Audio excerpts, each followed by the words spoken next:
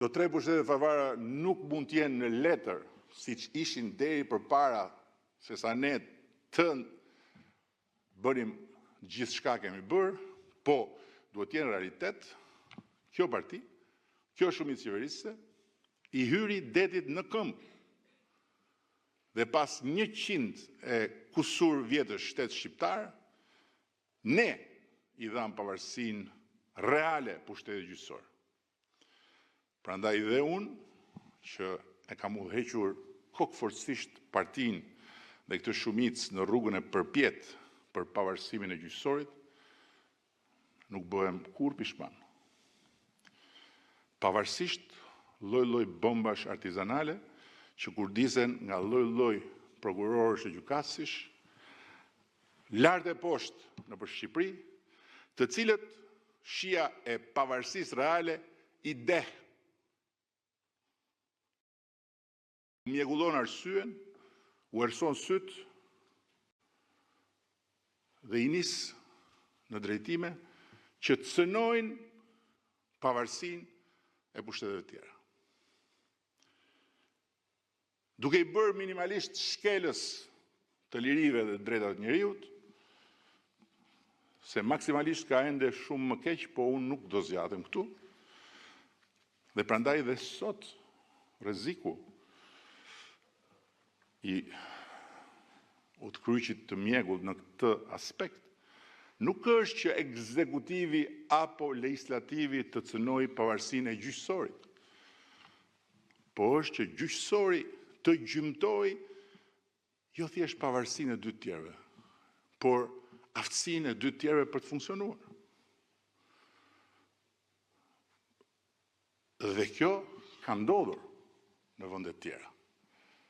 Nuk është diçka e panjohur në historinë e zhvillimeve të drejtësisë, por kjo nuk mund të ndodhi në këtë vend, sepse ky vend që është në ngjitje të vazhdueshme nuk e ka në asnjë mënyrë luksin të frenohet e jo më pastaj të ribjerë aty ku ishte.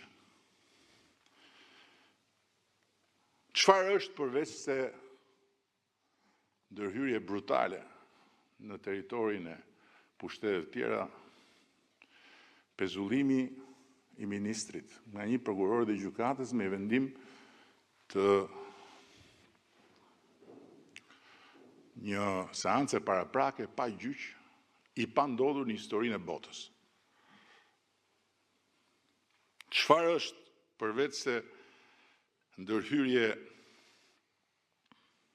gjymtuese në territorin e pushtetit legjislativ, përpjekja e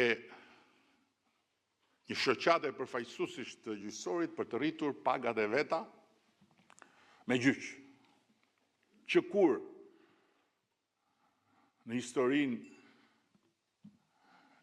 e republikave me 3 pushtete, pushteti gjyqësor llogarit paga dhe përcakton politikat e pagave apo të taksave të një vendi. Çfarë është rasti më i fundit? Përveç se ndërhyrje në territorin e pushtetit legjislativ, vendimi i gjykatës kushtetuese për se si parlamenti ka vendosur të ndaj komisionet parlamentare. Hapu dhe, i thonë kësaj. Por shpresa është që kjo fazë të jetë kalimtare. Dhe kuturisjet e përsëritura jashtë kornizës kushtetuese dhe ligjore të përfaqësuesve të pushtetit pavarur gjyqësor të fashiten, sepse në të kundërt as do të kemi dot një gjyqësor jo vetëm të pavarur, po dhe domosdoshmërisht të paanshëm dhe profesional, po as do të kemi dot një shtet funksional, një administratë publike e cila t'jap më të mirën e vet për performancën e shtetit, pa pasur frikë të marrë vendime deri dhe për blerjen e letrës higjienike. Ky është fakt dhe është një nga mira faktet që mund t'jap, po e zgjodha Enkas sepse është më tragjikomiku i zinxhirit kilometrik të fakteve të prodhuara nga frika. Po as do të kemi dot një sipërmarrje të lirë në punën e vet, dhe larg qoftë deri dhe një konsumator të çliruar nga frika se mund të bjerë në sy. E përsëris, këto janë leksione që vendet e tjera i kanë nxjerrë me vonesa të caktuara. Ne nuk kemi luksin dhe Shqipëria nuk e ka luksin të vënohet për t'i nxjerrë këto mësime. Dhe këto rreziqe janë serioze, nuk janë imagjinare. Prandaj duhen marrë në konsiderat nga të gjithë sa nuk e kanë prekur palcën e zhvillimit ekonomik dhe social të vendit, siç ka ndodhur gjetk, kur antikorrupsioni është bërë një kurrë më e dëmshme se sa vetë smundja e korrupsionit. Dhe ka mira, në mos miliona, po mira, studime, libra, doktoratura për këtë temë. Por ndërkohë unë personalisht qëndroj me shpresë dhe me besim. Dhe përpiqem t'i ushqej me këtë shpresë shumë partizan të zhgënjur të reformës në drejtësi, sepse për i vërtetës gjithmonë më të shumta janë rastet e pajustifikueshme të brutalitetit, sa të pajustifikueshëm aq dhe të panevojshëm të prokurorëve, po edhe të gjyqtarëve. Këta të fundit për shembull kanë arritur maja që habisin edhe mbështetësit më të verbër anglisht folës të këtij qyteti, të reformës në drejtësi dhe të gjyqtarëve të prokurorëve, të cilët kur dëgjojnë që një gjykatës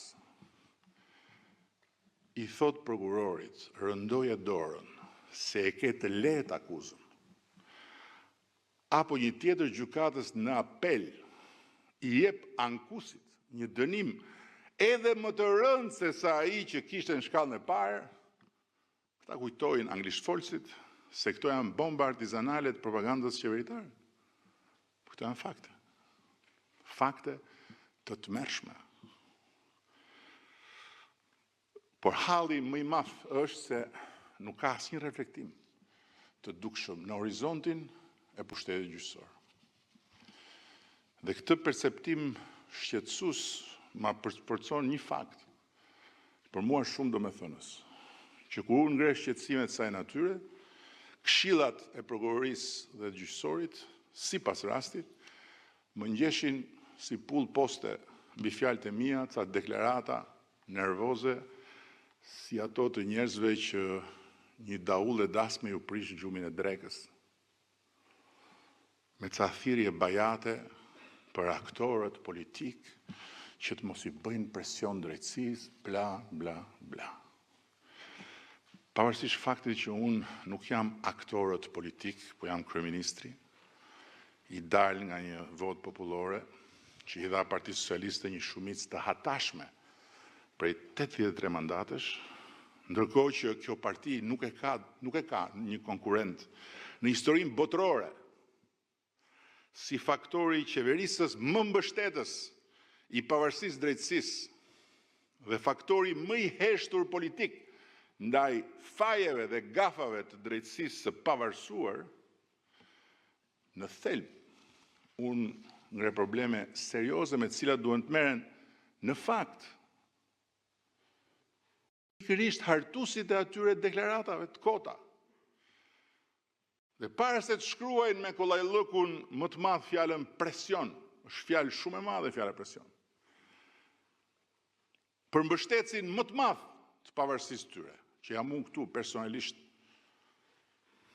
mirë është ta kujtojnë se ku ishin fshehur eksaktësisht kur Pararsi e ngrinte, puçiste dhe e ulte lavire prokurorën e përgjithshme. Ose nëse ju vjen zor ta kujtojnë se ku mund të jenë fshehur apo aq më keq ju vetëm mendja ta quajnë të panevojshëm për kujtesën e tyre këtë detaj se helbete iku ajo kohë dhe tani po hym në Europë, letë mos e harrojnë se tani, sot, në këtë kohë, ati që su bët dot pasarësi im, pasi ishte pararësi im, nuk ja artikulojnë dot jo një deklarat, po gjysmë llafi, edhe pasi telde i lexon librin e shtëpisë, prokurori ton më kurajos, mu tek dera e spakut. Prandaj u sugjeroj të merren me mesazhin, jo me mesazherin. Se paguhen si frëngu pulën nga taksat e shqiptarëve bashkë me 500 sekretarë dhe këshilltarë të tyre që të qeverisin sistemin e ri të drejtësisë, jo që të ankohen për ndërhyrje dhe për presione inekzistente. Nga unë, që u kam dorëzuar shpatën e drejtësisë pavarur, e cila arrinte në zyrën time që nga viti 1912. Kur nuk do ndërhyjmë ne në çështjet që i takojnë drejtësisë. Kur, po të drejtat dhe liritë e njeriut. Siguria juridike e qytetarëve e punojësve të shtetit apo e sipërmarrësve. Garancitë e procesit të rregullt ligjor dhe me radhë nuk janë çështje që i takojnë vetëm prokurorëve dhe gjykatësve apo thjesht pushtetit gjyqësor, po janë çështje që lidhen me funksionimin demokratik të shtetit shqiptar dhe me jetën e njerëzve të këtij vendi që i takojnë çdo qytetari i këtij vendi e jo më pastaj të zgjedhurve nga qytetarët e këtij vendi.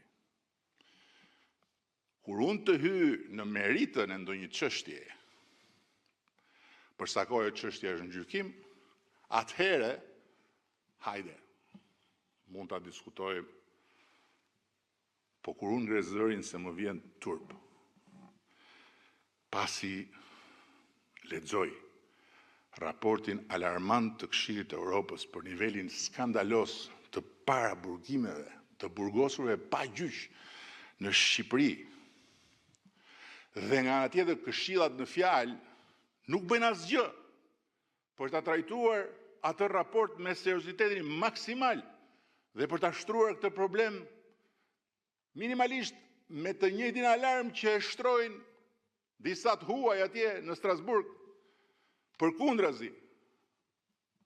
E vetmja gjë që i bën të ndjehen se ekzistojnë janë deklaratat për mua, atëherë kjo është për të vënë duart në kokë. Po halli i vërtet tu është se po bëhen casi shumë këto arsyet për të vënë duart në kokë. Se fjala vjen, deklaratat e prishje gjumit të këshillave janë lule para atij çarçafit që nxorri ajo shoqata rrogaritse e gjykatësve. Një fletrufe e vërtet, të cilën do ta kishte lexuar jo vetëm me ton dramatik, po me bindet plot politike, edhe vetë heroina e telenovelës Rruga e Shpresës, Albana Bulku. Ndërkohë që unë vura alarmin si kryeministri i Shqipërisë për gropën që shoqata në fjalë donte të hapte në buxhetin e shtetit duke i rritur rrogat vetes me gjyq dhe pa drejtësisht. Dhe halli i halleve pastaj është se duart ne këtu nuk i kemi për t'i vënë kokë, po për të hapur rrugën në Shqipërisë 2030 në Bashkimin Evropian me një shumicë parlamentare prej 83 deputetësh dhe po e përsëris që ta dëgjojnë gjithë se ndoshta nuk e kanë mirë parasysh. Dhe këtë shumicë ky popull na ka vënë dispozicion që të përveshim mendët dhe të mos ndalemi, duke na hequr dhe çdo lloj alibie të mundshme për çdo lloj vendnumëroje. Prandaj ka shumë rëndësi që njerëzit e sistemit të drejtësisë jo vetëm ta kryejnë punën e tyre të patrazuar, gjë për të cilën mbështetja jonë s'ka munguar dhe s'do mungoj asnjëherë, të paktën derisa unë t'jam këtu në krye të kësaj shumice, por edhe të përpiqen t'i marrin shqetësimet e shprehura publikisht nga ana ime si shqetësime në interes të shtetit, jo të pushtetit që ne përfaqësojmë. Them nga ana ime, pasi pakti ynë i brendshëm këtu në këtë grup është që askush nuk duhet merret me gafat dhe lajthitet e drejtësisë së re, sepse pikërisht qëllimi ynë si forca udhëheqëse e reformës në drejtësi